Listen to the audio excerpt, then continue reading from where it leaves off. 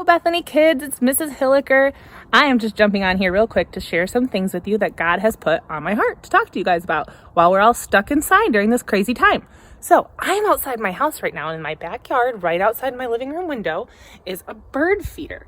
And I love to fill this thing with seeds, and I love to watch the birds come up and eat the seeds and see all the different kinds of birds. Now, I don't really know all the different kinds of birds that there are, but I know like the basic ones, like, there's a blue jay because it's blue. There's a cardinal because it's red, and there's a sparrow, it's a little brown one. So I don't know all the names of the birds, but I love to watch them come up and feed out of my bird feeder. Now you might be thinking like, Mrs. Hilliker has been stuck inside a little too long, because what does this have to do with what's going on in the world today? Like this whole coronavirus and all this stuff our parents are telling us about.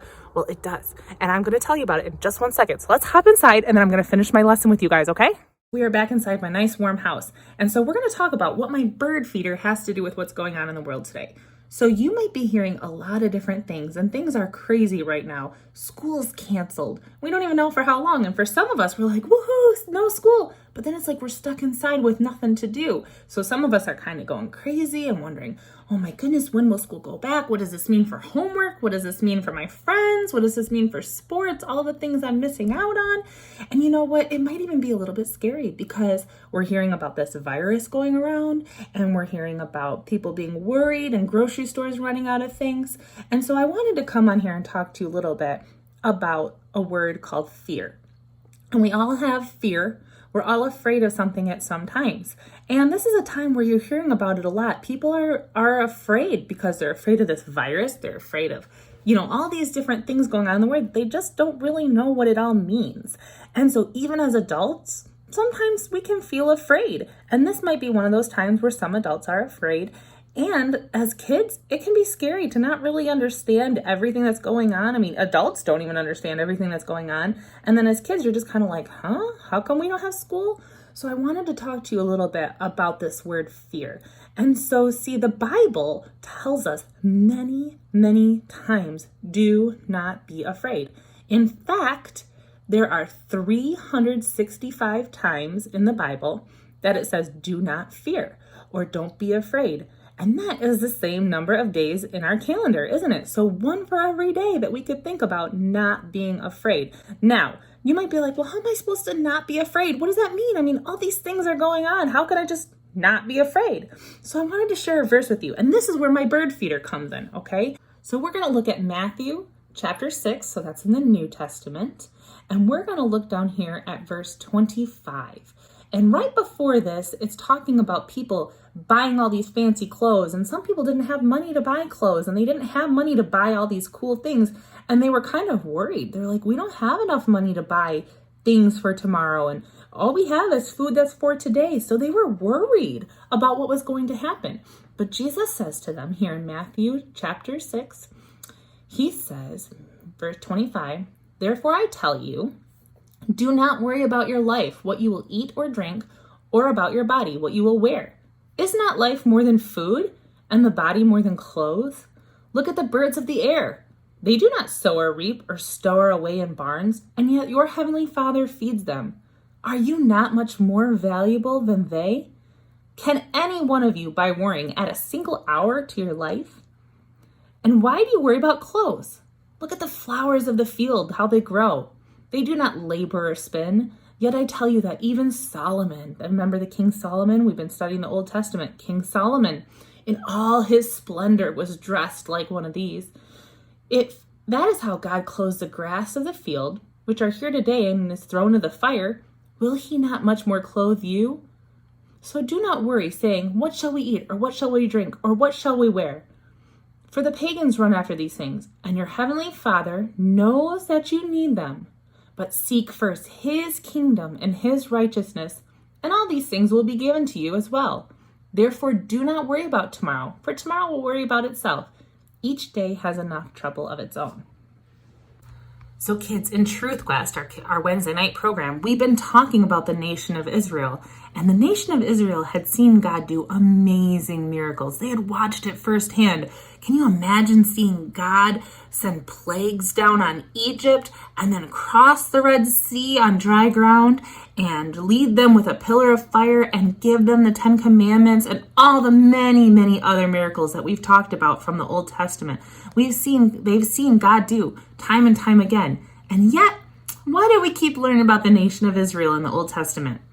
They would be afraid. They would start to fear, or they'd turn away from God and they'd go to sin. And see, this passage is telling us that we don't need to do that. We don't need to turn away from God, and we don't need to fear, because God, the same God that led Israel over the dry ground, is the same God that we have today. And he's the same one who lives with those who love him. He's the same one who lives in the lives of the people who accept him. So for those of us who are God's children, who have accepted Jesus Christ as our Savior, who've believed that he died on the cross for our sins and that he rose again, we are God's children. And you know what? He's with us every moment of the day. So we do not need to have that fear. Just like how the Israelites had that cloud of God leading their way, we have God right here with us all the time. So what could we be afraid of if the God who made the world is right here with us all the time?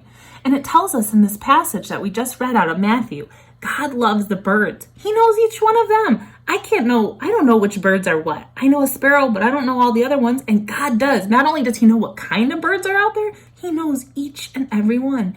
And look at how beautiful he makes the flowers. Spring is coming and we can start to see maybe some flowers coming up soon.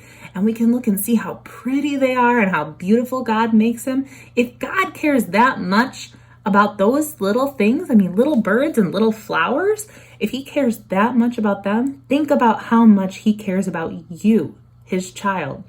So for those of you who are not sure what all of this means, I want to spend a little bit of time, because you see, the Bible tells us that those people who believe in Jesus, so Jesus is God's son, he was sent from heaven here to earth, and he lived a very perfect life. He never did anything wrong. So you know how you're tempted to do wrong at home? It's like, oh, we've been inside a long time and my siblings might start to annoy me a little bit.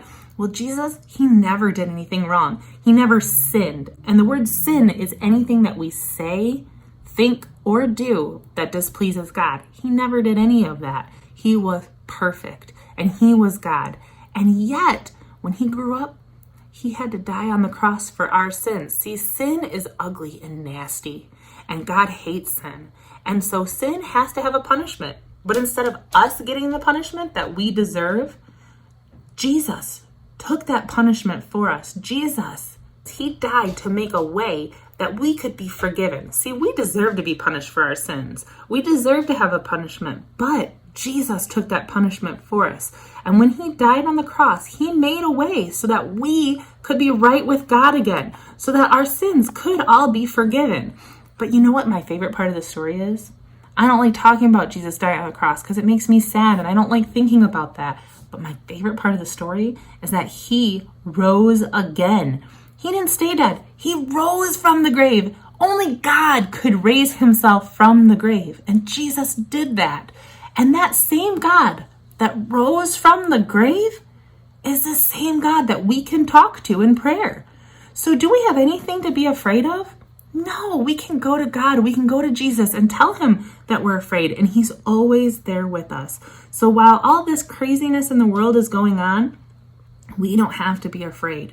We can look at it all and say, wow, this is definitely different. And this is all new to us. And what is going on, and be confused a little bit. But you know what? We do not have to fear, because God is right here with us and God knows what's going on. And God is always there to listen. And you can always talk to him in prayer and he always listens. He's never too busy to listen to you. He's always there. So this week I wanted to spend a little bit of time talking to you guys about how the things we've been talking about in the Old Testament, these things that are happening to Israel and how they saw God do miracles. I just wanted to spend some time talking about how we have that same God now, who still does miracles, who still works, who still loves us, and who is still powerful.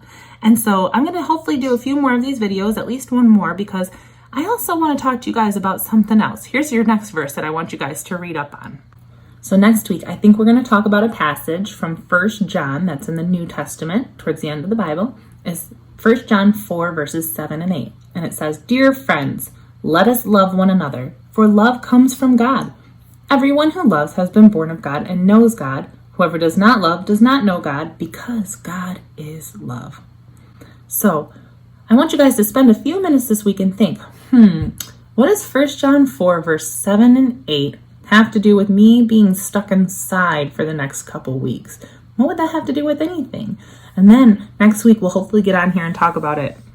In the meantime, if you guys have any questions, or if you guys have anything you want me to pray about for you specifically, please feel free to have your parents share that with me, or have them help you get in contact with me. And I'm always here. I'm always ready to talk. And I know your parents are too, but I'm just always another listening ear. And I'm praying for each and every one of you as you guys are inside. I'm praying that you will not fear, and that you will use this time to grow closer to God, and that you will use this time to love one another and to love the Lord more, learn more about God.